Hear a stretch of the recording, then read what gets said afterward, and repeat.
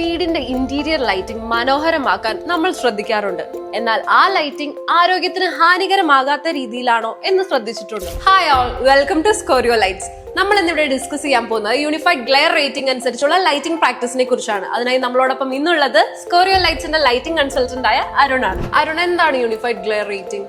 അതെങ്ങനെയാണ് lighting പ്രാക്ടീസിൽ applicable ആകുന്നത്? ഇപ്പോൾ നമ്മൾ റൂമിലൊക്കെ ചെന്ന് ലൈറ്റ് ഓൺ ആയി കഴിയുമ്പോൾ നമ്മുടെ കണ്ണിനൊരു ഡിസ്കംഫർട്ട് ഫീൽ ചെയ്യാറുണ്ട് ചില സ്ഥലങ്ങളിൽ. അപ്പോൾ നമ്മുടെ കണ്ണിനുണ്ടാകുന്ന ആ ഡിസ്കംഫർട്ട് മെഷർ ചെയ്യുന്ന ഒരു ടേമാണ് UGR എന്ന് പറയുന്നത്, യൂണിഫൈഡ് ഗ്ലെയർ റേറ്റിംഗ് എന്ന് പറയുന്നത്. ഇത് നമുക്ക് പല ഫാക്ടേഴ്സ് ഉണ്ട് ഇതിന്.